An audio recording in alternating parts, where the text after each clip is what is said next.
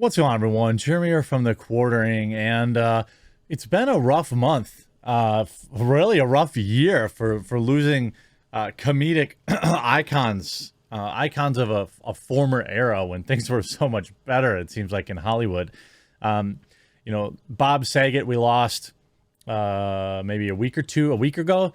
We lost Norm Macdonald. Last night we lost great Hollywood great Ivan Reitman, obviously creator of, or runner of Ghostbusters and many other amazing films.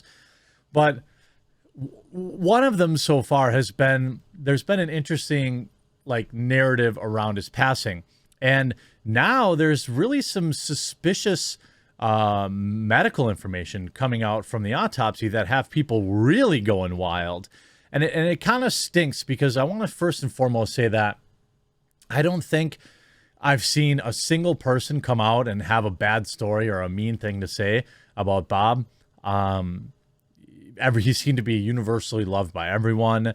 The man was, if you're my age, he's like a staple in your house, whether it was Full House or America's Funniest Home Videos. America knew, like, he was America's dad, like dorky dad, but he was. A lot of people don't know that, of course, his comedy ran kind of blue, but with work on films, direction on Dirty Work, one of my all-time favorite films, Bob seemed to have a heart of gold and spent a lot of time donating money to charities. And, he looked out for people like Norm Macdonald. And so before I get into what they're talking about, I just want to, I want to be clear that, I respect the work that Bob did, and that I'm sad that he's gone, because he had a stand-up special coming up. He had other things going on. But now he's become kind of a powder keg for this information now that's come out after his passing that is concerning. You say his autopsy raises questions. One doctor says it's consistent with taking a baseball bat to the skull. The autopsy of comedian Bob Saget after his sudden death at 65 has raised questions, with one doctor who has reviewed the results saying his injuries appear to be consistent with a baseball bat type hit, according to the new report. His family summarized the findings of the autopsy after it was complete. The authorities determined that Bob passed from head trauma. They have concluded that he accidentally hit the back of his head on something, thought nothing of it, and went to sleep. No other substances were involved. Well, let me first and foremost say, weird things happen, okay? And Occam's razor is a thing, right? I don't know, he fell back and he hit his head on up the post of a staircase or something like that, and then just went to sleep. Honestly, if there were substances involved, I would be more inclined to believe that. Because let's say if you were under the influence, if you've ever been that way and you hurt yourself while you're like that, you might not even notice it. I remember one time I was playing basketball with some friends and I hit a little piece of ice. Yes, we were playing in the winter because, well, like I said, we were consuming, and I blew my knee out. Didn't think of anything at the time. Got home, everything wore off, and I had to go to the hospital. I was in excruciating pain. Turns out I tore both my ACL and MCL. Now, those are whatever two ligaments are in your knee. ACL's your foot, right? I don't know. It was bad. And a bone bruise too. So you have this thing where, no, wait, is it? Anyway, it doesn't matter. It hurt later very badly. But if there was nothing involved, then you're like, well, the guy had multiple fractures and he just was like, I'm cool going to bed. Now, a lot of people have said, oh, he had just received, there's some talk around, hey, he had just gotten a certain booster, and there is some. We also had the video of that comedian who was bragging about it and then just passed out on stage and fractured her skull. I understand why people make that connection, but there's no evidence of that yet. And the frustrating thing is we won't get any because first of all, even if there was some, it would never be put out there. Obviously, everyone who gets it is not experiencing these side effects. It would be undeniable if that were true. But there are people that have had weird things, and at that period of 2 weeks afterwards, which is roughly where this put Bob, and also where it put that comedian. So people are drawing conclusions, and you can't blame them. Now, the Daily Mail, actually, let's go to that article, because I have the article right here.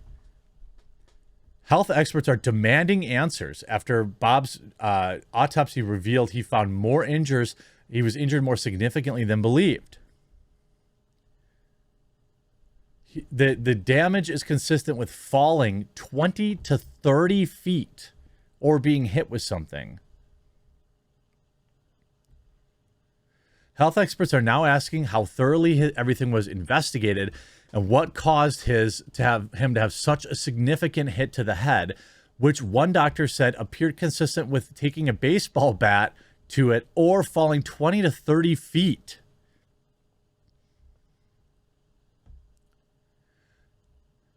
He was found in his hotel room at the Ritz-Carlton in Orlando. Maybe somebody robbed him, and he stumbled back to his hotel room and laid down, and he was all dazed and concussed or something. Maybe that was the case.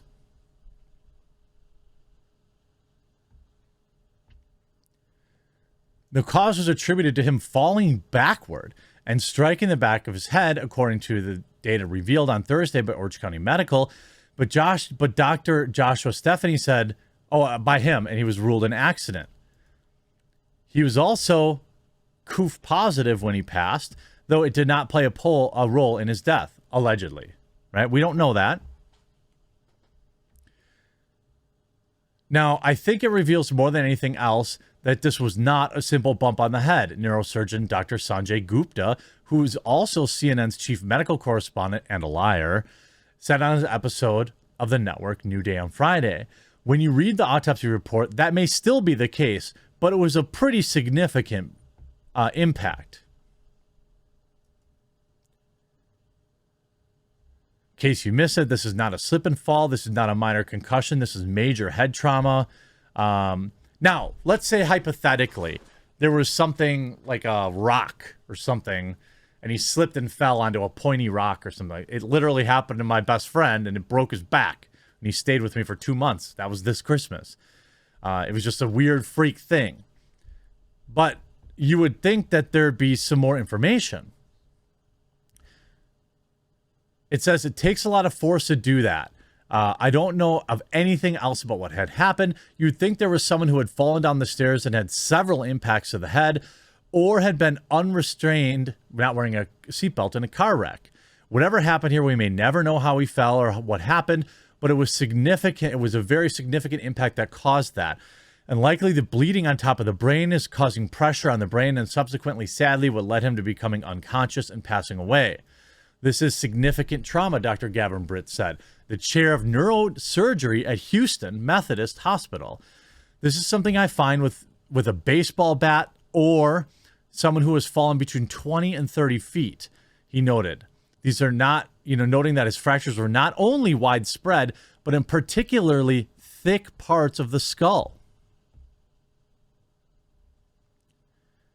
If you fracture your orbit, you have significant pain, he added, referring to the areas around the eyes. The Washington Examiner's chief political correspondent responded to the autopsy report by questioning whether the initial investigation could have gone deeper. This is really odd. It makes you wonder about the thoroughness of the original investigation, he tweeted.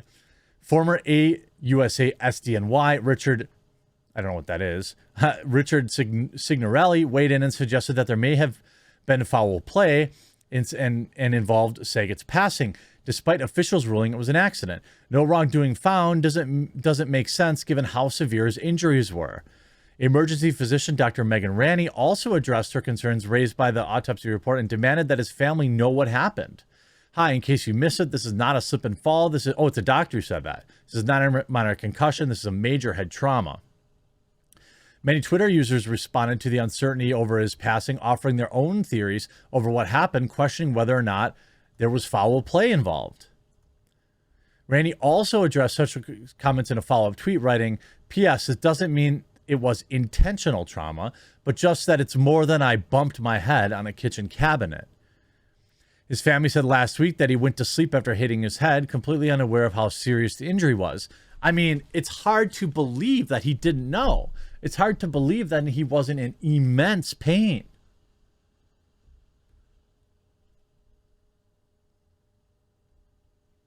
Was it exacerbated by the coof?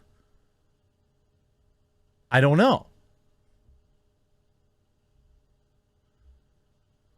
People certainly are, building their own theories, and it's not my job to stop that, but it would be nice to have some more information.